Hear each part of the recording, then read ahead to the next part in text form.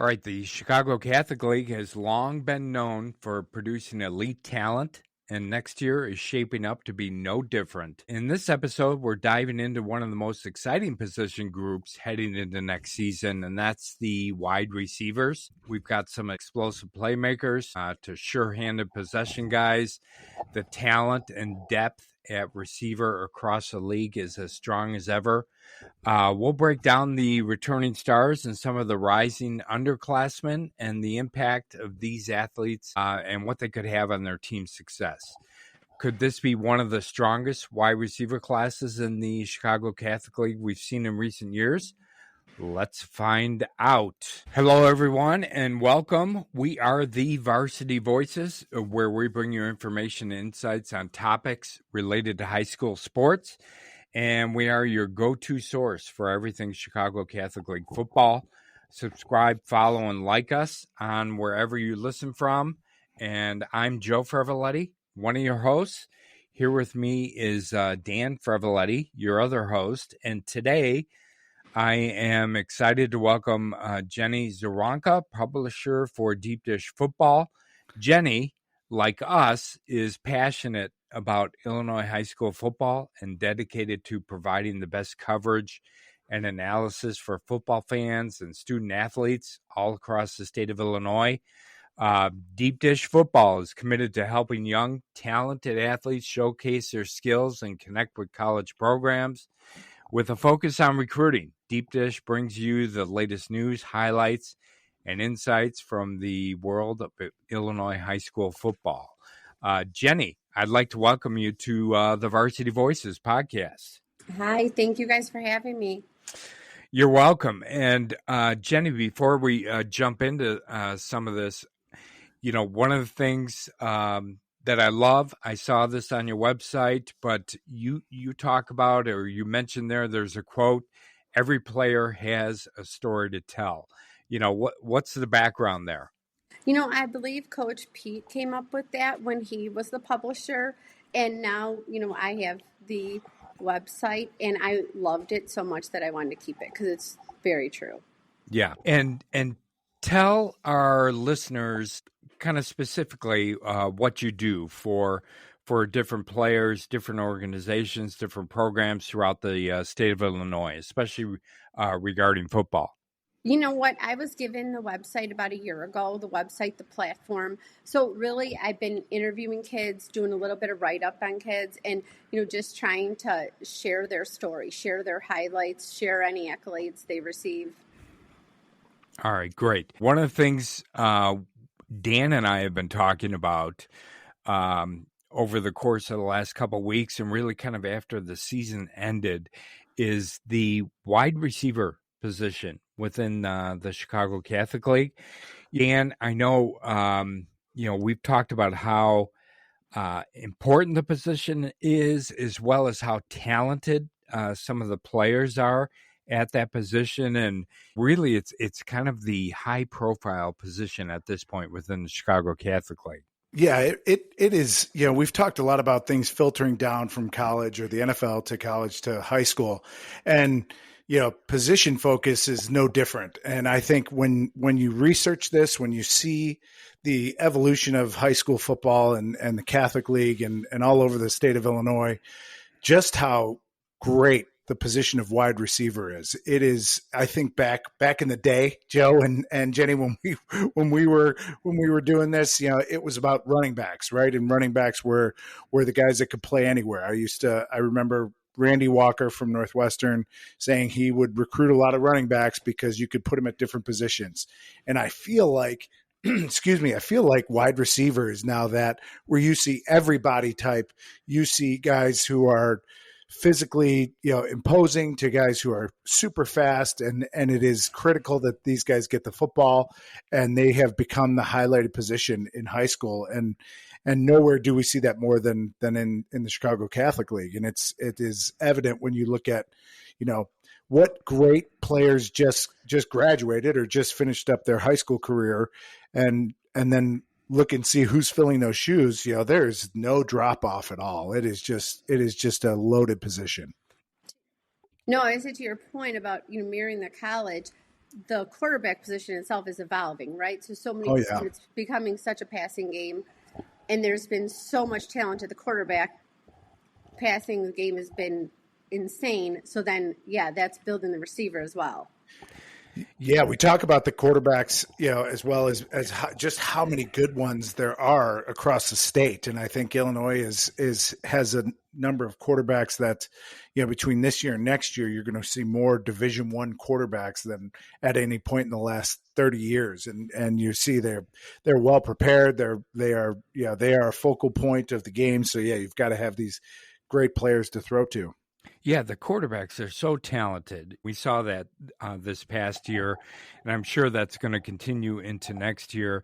But they also have to have somebody that they can throw to. And I mean, they're talented in multiple ways. I mean, they can throw the ball, they can run, they're smart. But unless you've got that talent on the edges, those receivers who can get open, make the big plays for you, it's kind of tough if you don't have those kind of players. But one of the things we see is that the Chicago Catholic League has those kinds of wide receivers in droves, I think, at this point. Yeah, and it'll be exciting to watch them, next year and hear about them. And Joe, I mean, there's a lot of guys on this list, and Jenny, you probably have it too, that these are all conference players as sophomores, juniors, and these are kids who are high profile as far as recruiting. Jenny, I see a lot of underclassmen, not only wide receiver, but a lot of wide receiver getting offers from Division I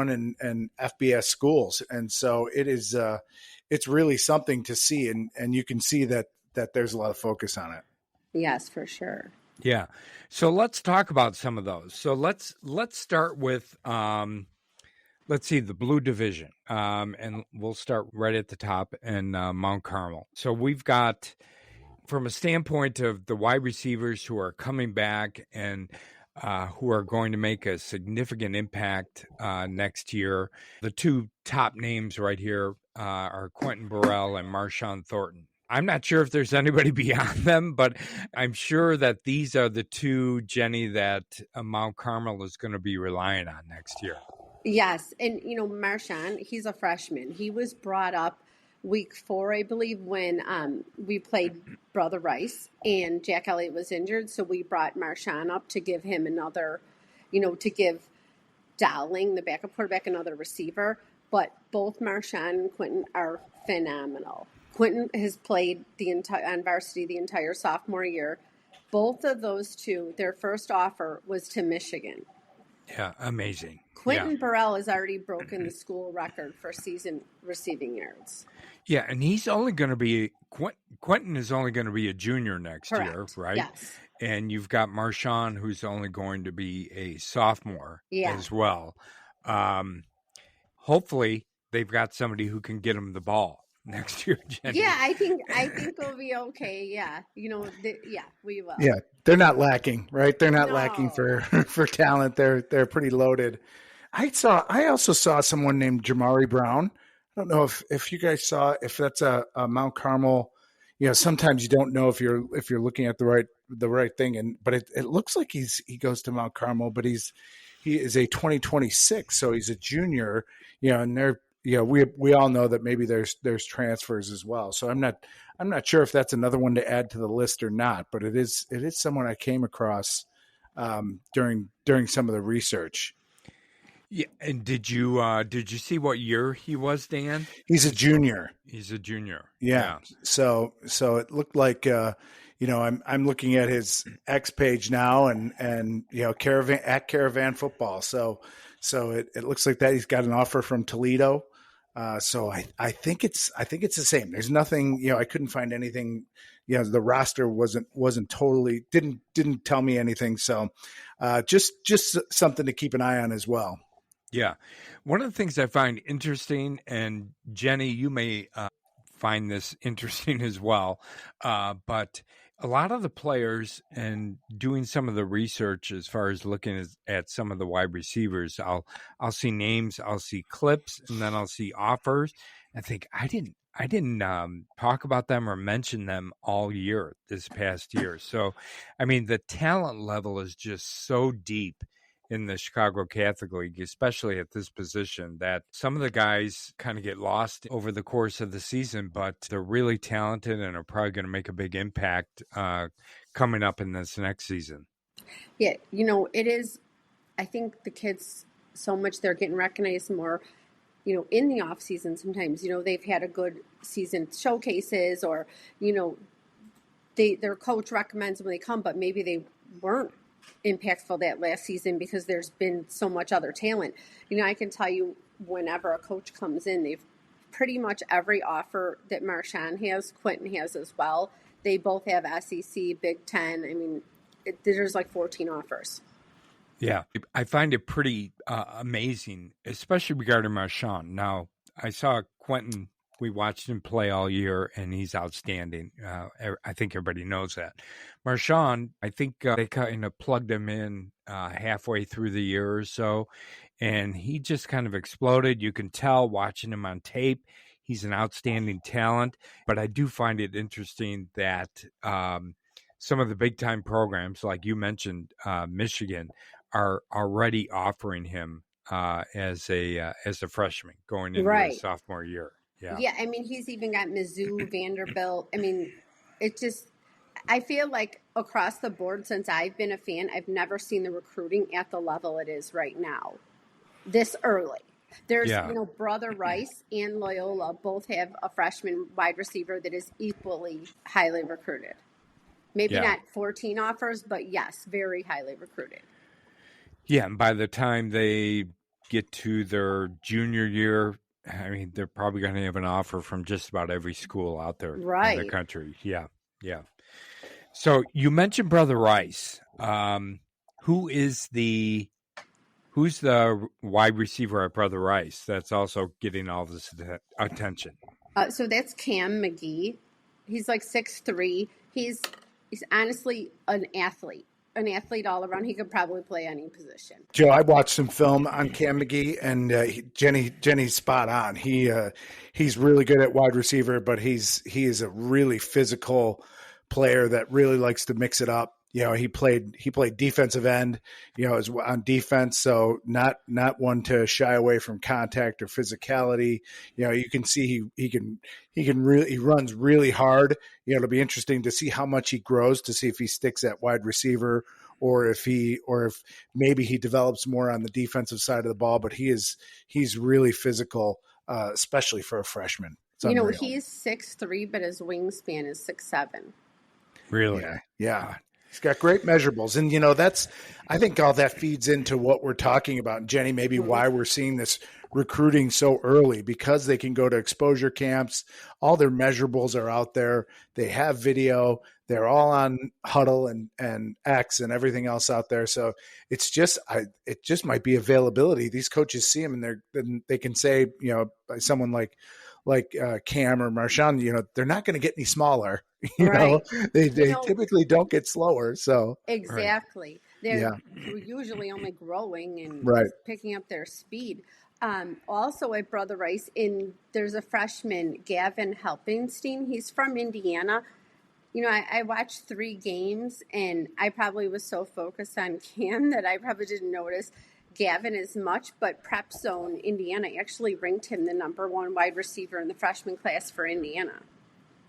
Baseball players, while he doesn't have the recruiting, much as well yet, and then there's a sophomore, Anthony Cardellano. He's another really fast athlete. He's a wide receiver. He had a great freshman season, but unfortunately he was injured early on in practice in his sophomore year. So I don't believe he played any games actually, but he's a 2-sport athlete. And then returning, they have Jovan Green, who is actually just got his first offer today from Bowling Green. Jenny, does he have a brother too? Yes. Jalen? Yes. Yeah, I think I saw film on both of those guys. Yeah, Jalen's really fast, very competitive. I didn't see Anthony, but you mentioned he got hurt, and I did watch a little of Gavin Helpingstein, and he also really fast. Looks like he has great speed and great at competing for the football. He likes to go up and get it. So yeah, they've definitely got a full cupboard of receivers. Yeah. Are they all at Brother Rice? Yeah.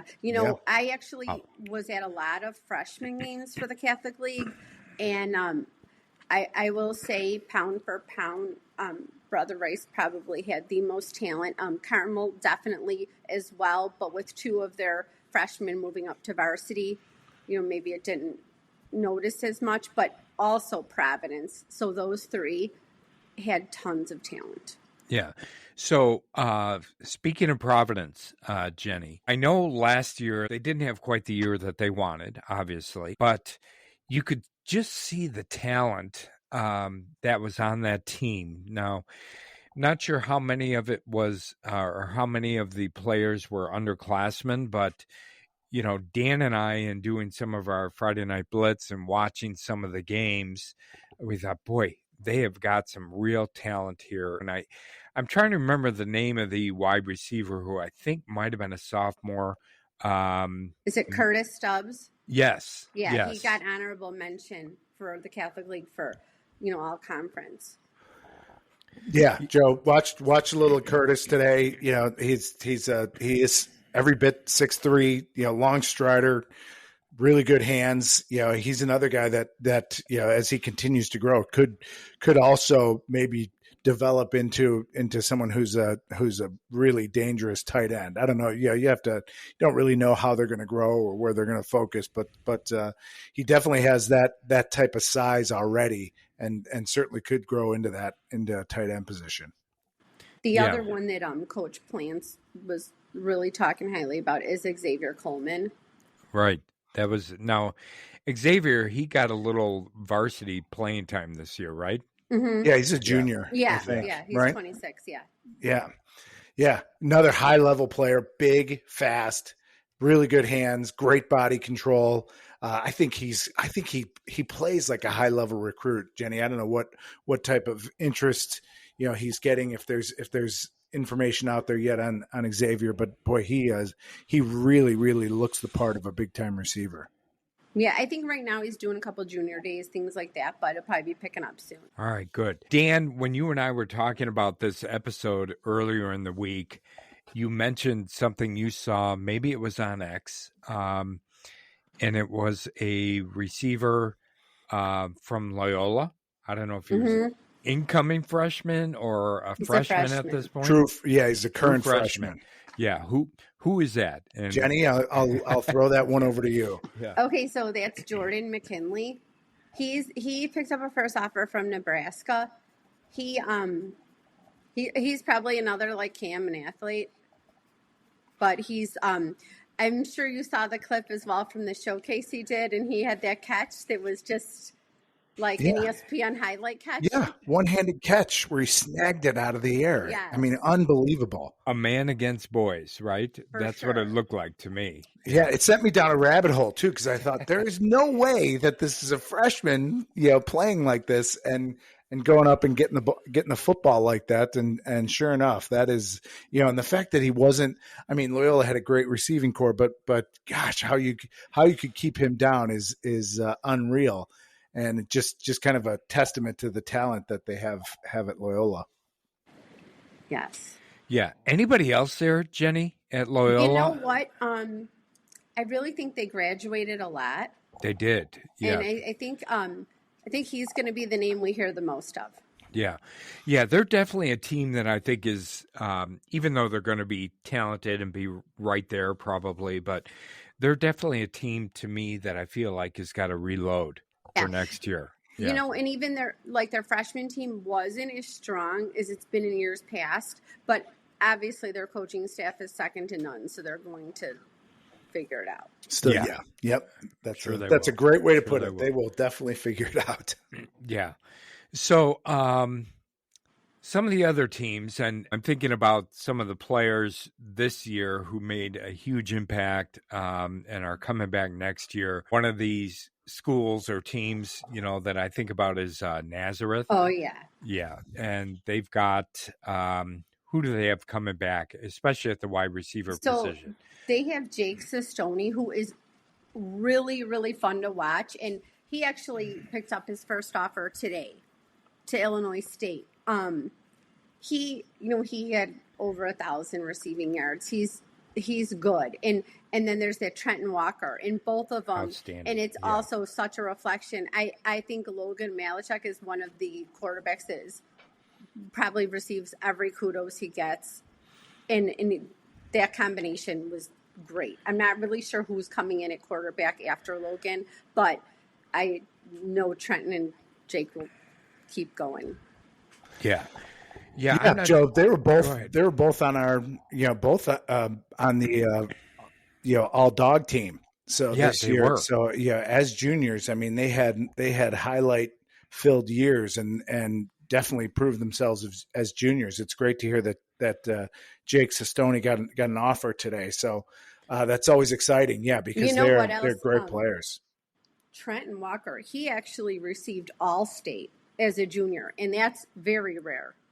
Yeah, he was outstanding. He was like Joe. You mentioned men among boys, before. That's how it looked in some of the games that he played. And again, to think that he's a junior, that was just unbelievable. Yeah, I feel like he was one of the players I watched over the course of the year that got better and better as he played with each game. Yeah. And he's now turned into a real game breaker, real difference maker. Yeah. It'll be interesting for me to see who, Jenny, you mentioned this, who takes over for Logan Malachuk next year at NAS at the quarterback position.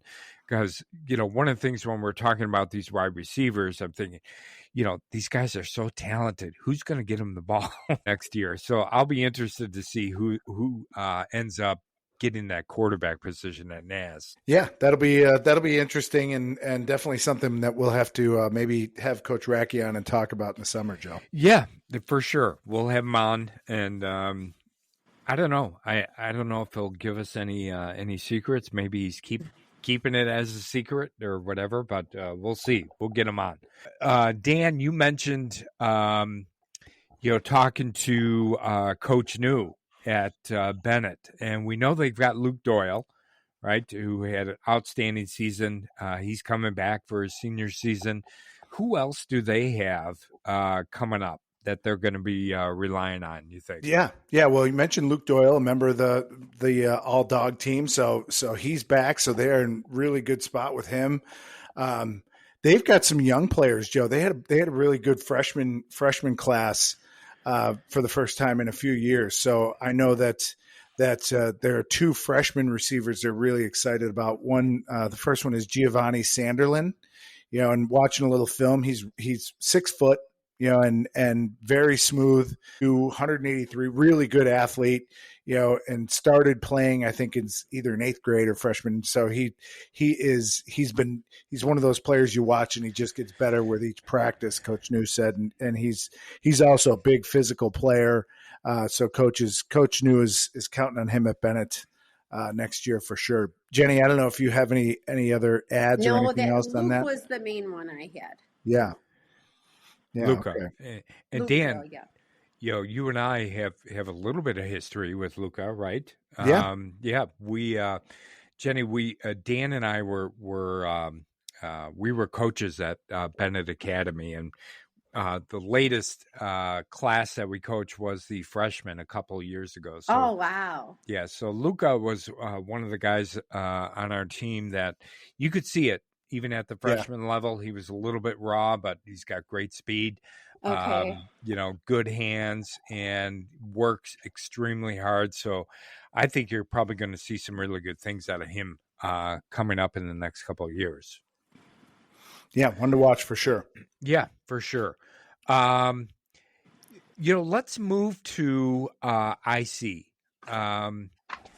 Again, another team that, things didn't go well for them this year, at least the way that I think they thought they might go, at the beginning of the season. But they've got some, outstanding talent on that team. And they've got a couple guys coming back next year, especially at the wide receiver, maybe tight end position. But, you've got Dean Kempf, you've got Jaden Penna, and you've got Grant Bowen, who was a freshman this year, and I think got some time on JV as well as on varsity. So, I think they've got some big weapons coming back for this coming year. But Jenny, anything you've heard about any of these guys that I see?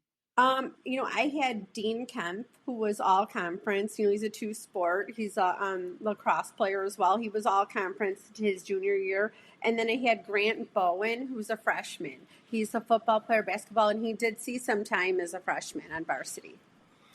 Joe, you thought maybe he's one of these that I've talked about that could grow into the tight end position, perhaps? Yeah, I think so. I mean, when you look at his size, he's already 6'3". He's already 6'3". He's about 20 pounds, 15 to 20 big. pounds. Yeah. And he can move. I'm not sure as he develops, as he gets older, he's going to put on more weight, obviously. But, I think I had a brief interaction with the offensive coordinator at IC, and right now they've got him wide receiver, tight end, but you can obviously see him maybe growing more into the tight end role as he gets older, as he gets bigger, stronger, puts on more weight, that kind of thing. But he's really talented athletically, and I think he's going to be a real weapon for IC going forward. Yeah, and I'm not sure, but I'm just making a guess. Matt Bowen, former NFL player who was a coach at IC, could this be his son?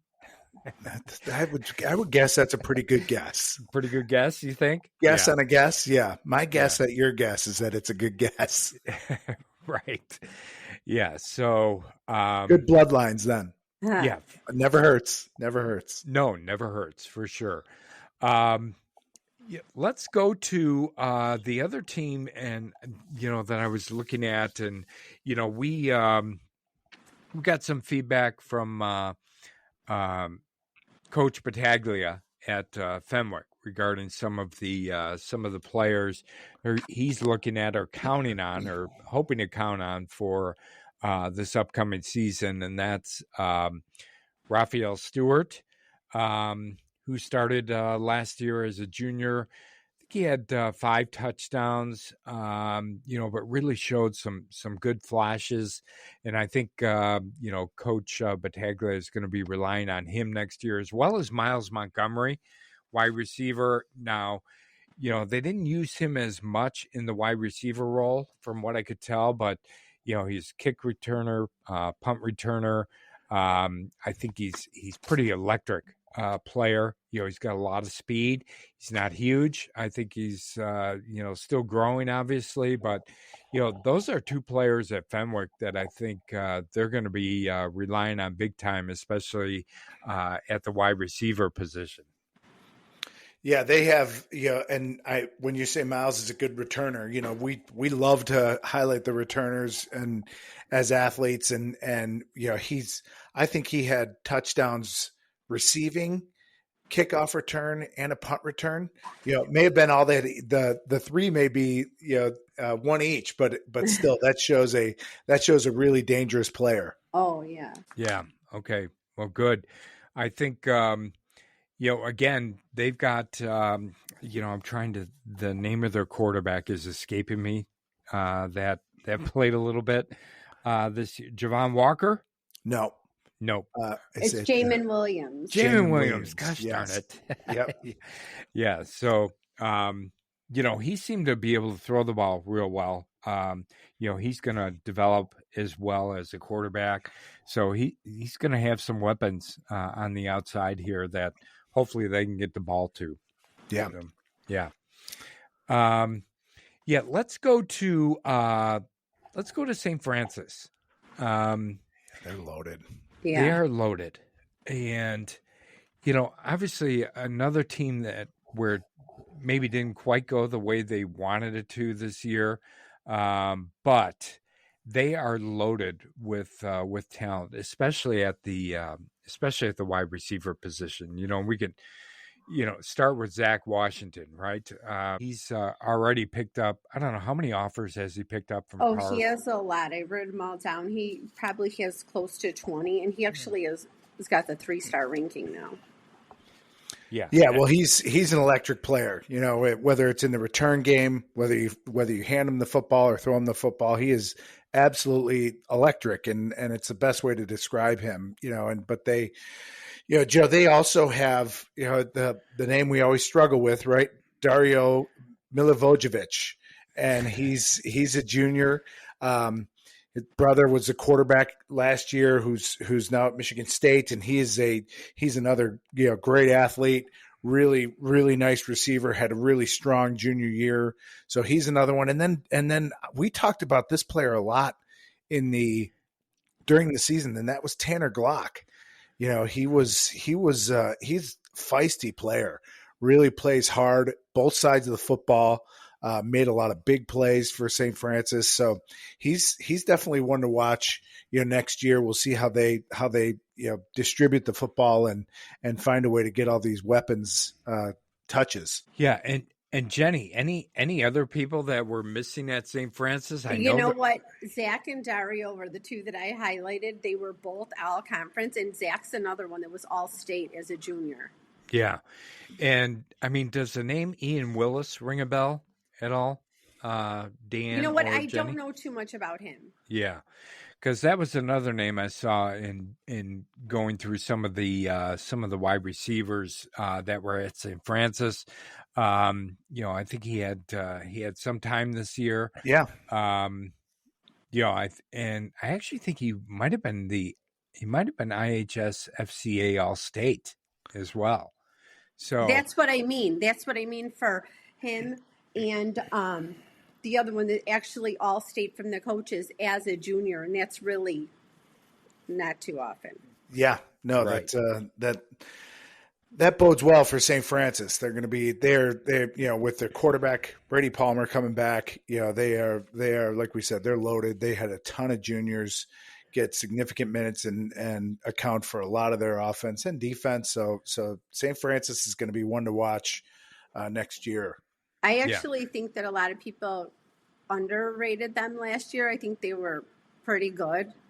You know, maybe it didn't transfer all the way to state, but I think they were a pretty good team. Yeah, you know, and I mean, were they quarterfinalists or semifinalists? Did they lose to Naz in the semifinals? I think they lost to Naz in the semifinals. Yeah. So I mean, that's nothing to sneeze at, you know, a Final Four. So they, you know, obviously every team, you know, has a state champion, especially when you have that much talent. But to have all those guys back, they've got to have a star next to them as a team to watch next year, Joe. Yeah. All right. Good. And the other team that I feel like maybe has to reload a bit, but you know, then when I looked at their roster and some of the kids who made contributions this year, as DePaul Prep, right? Obviously state champs, right? And they've got to replace some really good players like their quarterback, Juju Rodriguez, the running back, Martinez, you know, but, you know, one of the guys that we talked a lot about over the course of this year was Matt Osterman, right? Really a good player, you know, top notch, you know, tall, 6'2", I think he is, about 215 pounds. You know, he's not a burner, but the guy somehow seems to get open all the time and makes big plays. So, you know, I think he's one of the guys to watch at DePaul Prep, especially at the wide receiver position. Yeah, and, you know, also two-way player, really strong defensive back as well, Joe. So yeah, he made a ton of plays for DePaul Prep this year. You know, also hearing a little bit that they're going to count on a current sophomore, Ewan McRan. Yeah. You know, and I think, Joe, that this we talked about this year being generational for DePaul Prep, and it turned out to be, as you mentioned, they won the state championship, but I believe they have turned a corner. Right, I think they are really talented at the junior level, at the lower levels. I think they've got a big time quarterback coming up, and so they might be a team to watch. Jenny, what do you have on DePaul Prep? Connor Bearfield. Okay, have you heard him yet? You know, I actually Blake Yukon. Are you familiar with him? No. He was one of the first kids that I had interviewed, I was just trying to pull up his Twitter really quick. And he is quarterback. And so he's probably going to be, he's a junior, he's 6 foot. And he's the one that actually was telling me how good Connor Bearfield is. Ah, okay. Oh, that's good. That's some good insight there. Is that another, will he be a sophomore or junior? No, he's a junior now, so he'll be a senior. Oh, he'll be a senior. Okay. Yeah, unfortunately, he was probably stuck behind, some other players, this year. But, with Peavy being gone, trying to think who else they had in the outside. But, maybe somebody like him is going to be able to step up this year for them. Yeah, they're gonna need it. They've got to replace a lot of these good players and names, Joe, that we talked about every week. But like I said, watching a little film on lower levels, and I think they're pretty talented, and the future's bright for DePaul Prep. Yeah, I think so too. All right, so let's see, who have we not covered yet? Two that here I'm going to give you a couple we haven't talked about. All right, good. A lot. Rita, Marist, Montini, St. Lawrence, Carmel Catholic. Who we want to go next? Let's go to Montini. Okay. Yeah. So Montini, they have CJ Harkins coming back. He's going to be a senior. He was all conference. He had a great year last year. His recruiting's starting to heat up. So Santino Florio, who graduated, his younger brother Luca is coming up. He's a 27. He's a little bit bigger than Santino. He's, maybe not as quick. Santino was a track star, but he's a lot more physical. He plays lacrosse as well. He did see some varsity sophomore year. And then Nico Castaldo, he's very fast. He's going to be a senior. And then Damasio, the transfer from St. Viator. Right, and that's pretty new news, right? I think I a lot of his highlights still show St. Viator, but his bio says Montini, so that might be some new information, and Joe, we've talked about transfers a lot, and how again filtering down from college, so there we see a playmaker going within the conference. So yeah, he had some really nice film. And Damasio Ortegon, I don't know if I'm pronouncing that right, but should be a factor for Montini this year. Yeah, and we've talked about CJ Harkins a ton, Joe. He had a lot of good games this year. He had good games. He had some good games in the playoffs as well. Yeah, and I don't know if anybody was worried about Montini, but probably shouldn't be anymore. Right. Yeah. No one's going to hold any tag days for Montini. No, I don't think so. I don't think so at all. Especially they got Izzy Abrams, and if I like him. He's good. Yeah, very good. Really nice player. Yeah, and if they've got some of these weapons coming back on the outside, they're going to be a tough team to deal with again next year. So, let's go to Rita. Jenny. Okay. I know you follow Rita pretty closely, right? I got to be good friends with Coach Hopkins, got to know him, and the youth program that I used to be with has a few players at Rita too. I think they are graduating a little bit, but they have a lot coming back, and their freshmen and sophomore had a lot of talent last year. A lot of their sophomores had to be brought up. So the sophomore level maybe didn't show as well, but a lot of their good players were on varsity. The one obviously coming back is Walter Jones. He's going to be a senior. He was, really did well last year. Yeah, he was all conference, right? Yes. Yeah, he was an all conference player. Yeah. And, I did see he just got, he was one of the kids, many on this list were, but he was one of the ones that got top performer at the MLK showcase this past month. Oh, really? Yeah. Good. And then the other one is Donovan Evans. He's going to be a junior. He's 6 foot. He was he got time on varsity as a sophomore, and he got an honorable mention for all conference. He had 514 yards, 4 touchdowns net. not a crazy lot, but is a sophomore a decent amount. Awesome. Anybody else there, or those are two biggest ones as far as St. Rita is concerned? I think those are the two. There is one kid that I happen to know from his youth days as well. He's had some good, plays and done a little. He's been flexible in his position, but it's Brody Von Tropa. Okay. All right, good. Yeah. So, trying to think. You mentioned Marist too. You had said we didn't hit on Marist, yeah, and that was one. It's funny that I didn't have a ton of information from scouring the internet. So Jenny, I'd love to hear who you have for Marist. Okay, so Stephen Brown is coming back. He came out strong as a freshman. He was injured this season. About halfway through, he was injured. He had something with his shoulder. He's a basketball player as well. So, right now, Marist is killing it at basketball, and he's right there now that he's back. He's 6'6". He's got, offers to Toledo, Western, Iowa State, Bryant, Miami. He does well as a receiver. And we talked about him, Joe. Now that Jenny brings it up, I do remember he had a really a breakout game before getting injured, I think. Right. And he might be someone who I read about maybe in the Trib or the Sun. I don't know, one of the papers that could be a high level recruit in both sports. Is that right, Jenny? Does have offers in both. Yeah, that injury really kind of derailed it, but he's back now and he's getting quicker every day, and he's already looks back to normal on the basketball court. The other, a couple sophomores. There's Briggs Corona. He's 6'5". He's a super stud at volleyball. He played on sophomores, but he's going to have a really good season next year. He's got the perfect body type for it. See, wide receiver, tight end, wide somewhere. Receiver. Okay, yeah.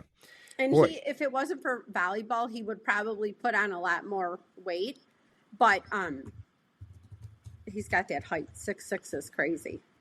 Is he? Do you think he is a? Is he? And I hate to put this on him. Maybe I won't. Well, you said stud volleyball player. Is it the type of thing where he could maybe play college in either sport? Should he? I'm excel? actually learning a lot more about volleyball.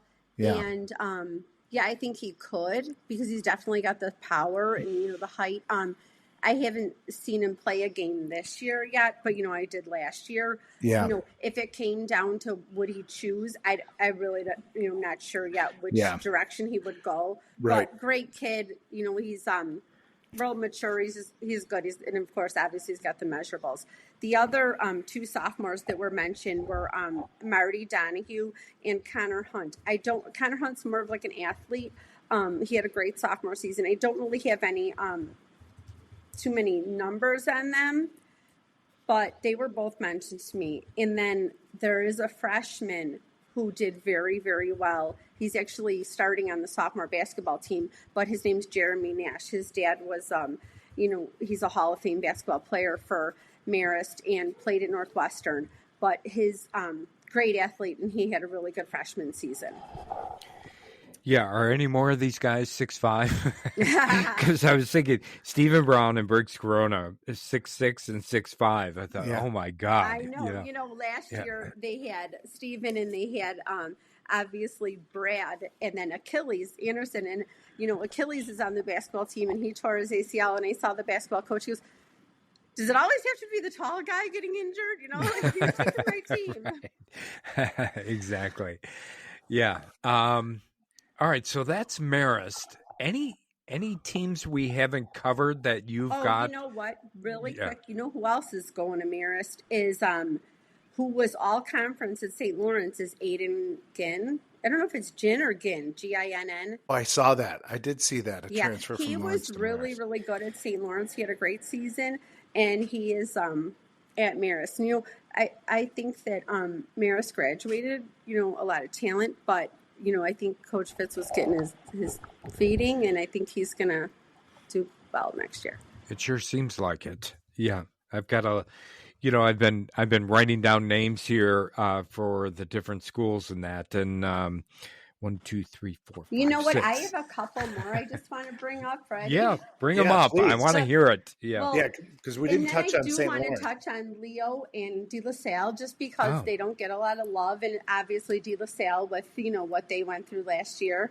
But at St. Lawrence, we have Sean Rice, who's going to be a junior, rising junior, and he's 6'3". And then they have a freshman who's a phenomenal athlete, three-sport, is Logan Brown. And these are at, did you say Leo?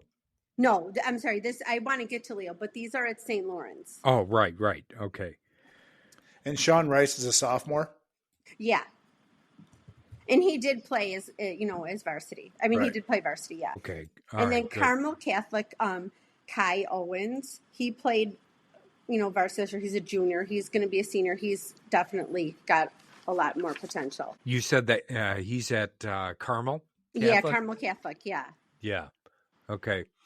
Yeah, and he's definitely got a, somebody who can get him the ball there too. So, that'll be an interesting name to watch next year. Yeah, for sure. But I agree with you, Jenny, that Leo and De La Salle don't get a lot of love, and for whatever reason that might be. But who are you tracking there, or who do you see there at those two schools? Well, for Leo, first of all, I think they're just in a tough spot. Their alumni keeps the school alive, and they do have a really good program. But it's hard. There's such a small group. Against really a lot of talent in the Catholic League. I don't know which Oh yeah, they did hire their coach, right? They did hire that new coach. Yes, he's alumni. Oh, I didn't see who they hired. I'll look it up. But yeah. The kid he's a freshman. It's Mark Jackson. Okay. Yeah. And he's at Leo, you said, yes. Correct? Yeah. Yes. And so he's class of 2028. Okay. Oh, that's good. That's good to know. I know that the coach who left and went to De La Salle, I know he was proud of that freshman class. So it's good to see that there's some kids that are coming up that they're looking at big things for. So the coach that they hired is Jim Prunty. Okay. And you said he's an alum? He's an alum. Okay. Oh, good. All right, good.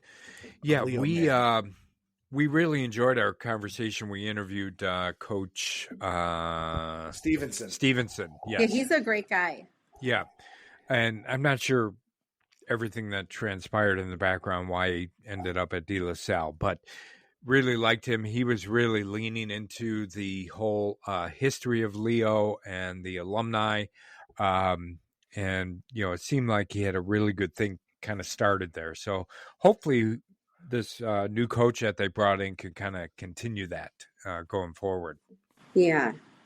An alum always helps, right, Joe? We talked about that last year, that asked all these coaches who are alums, from where they're coaching, and there's always just they're all putting everything they have into it, but just a little bit more when when you're an alumnus of the school, and so it's good to hear that they got someone who with Leo ties. It is, for sure. And you mentioned, Jenny, De La Salle. We also talked to Coach Blackman last year, and I know he had a tough year this past year, but again, I think their lower levels actually did pretty well, and they had some good numbers there, and I think he was counting on some of those kids as they were coming up. But who should we be watching at De La Salle? Philip Seltzer is a class of 26, so his season obviously got cut short, but he's definitely going to be good. And then Amari Brown is class of 28. Okay. Amari Brown. All right. Joe, I have one too. Yeah. Not from either one of those schools. Sorry. It's all right. But, hey, we will jump all over the place. Go ahead. Yeah, I like it. I like the free form. Marmion. So yes. Marmion Academy, all conference sophomore, wide receiver, two-way player, Colin McHenry. And he watched some film on Colin today. He's a rangy player. It's funny, he looks taller when he plays on offense than when he plays on defense. But he's also one of these guys. I feel like I can can pick out when the guys might grow into the tight end spot. We know that's an important spot for Coach Guerra, and so he is, as a sophomore, he's still got a lot of growing to do and a lot of time in the weight room. But it's good because the toughness and the physical style of play is already there. So looking for big things out of Colin McHenry at Marmion. Yeah, and they've got a young quarterback too who got some playing time. I think it was a freshman this year, right? Yeah, they did. They plugged in. So yeah, hopefully those two can grow together as far as the next couple of years here. So that'll be good. We we interviewed Coach Guerra, and he's after watching the season this year that they had, which was very good, I think, for his first season, but you can tell they're building something there. So, having a couple of these building blocks going forward over the next couple of years, I think be really good for Marmion. Yeah. And, Jenny, maybe you have something, someone a school I didn't get any information on was Notre Dame in Niles and St. Pat's. So I think about, those two kind of one and the same. St. Pat's, I didn't really have either. I think the kids that I knew about kind of graduated. Yeah. I do have Notre Dame. Let me see who I have. Bear with me 1 second. New coach, Joe Dan DeFranza. He's right. He's been there forever, but really loyal guy, great coach. I think I talked about it on a previous episode. We coached against Dan DeFranza, back in the Bennett and ESCC days, and always a really, really, really great coach. You knew it just by talking to him. They always played tough defense. Coach DeFranza ran the defense. So I'm expecting big things from Notre Dame and some good improvement there. But so it'll be interesting to see what they have coming up. I think every guy my age is so excited about that coach. I don't know about the kids, but I think every guy is. Yeah, he's great. I had from Notre Dame was Nick Miro, Miro. He's going to be a junior, and he started on varsity as a sophomore. Yeah, well, one of the things we liked, Dan, as we watched them, even though their season did not go very well, but it really felt like they had some of the building blocks there, didn't it? I mean, you looked at their offensive and defensive line, and they were enormous, right? And they were still young. I know. Are you talking St. Pat's or ND, Joe? I think both. Yeah, yeah. When we were watching them throughout the year, so I don't know. Maybe maybe there are some of the pieces in place there for some of the new coaches. Where they can really make some strides over this year going into next year. Yeah, and at St. Pat's with Coach Zibikowski, they were a team that I thought were getting better. They played a ton of young guys. If you remember their whole offensive line, you talked about them being massive, and they really leaned into their running game late into the season. So it'll be interesting to see if they develop some players on the edge, that can help them out. Be a little bit more explosive going into 2025. Yeah. All right, good. Jenny, anybody else that we forgot? I'll tell you what schools we haven't covered, JCA or Marian Catholic. All right, good. I looked at JCA, and obviously, when you look at JCA, you look at their offensive line and you look at their running backs. You don't necessarily look at the wide receivers, although I felt like this year they threw the ball a little bit more when they had to. And they had some talent there. So who should we be looking for, especially on the outside or at the wide receiver position from JCA, Jenny? Jaden Armstrong. He's going to be a senior. Yeah, two-sport. He's 6'1".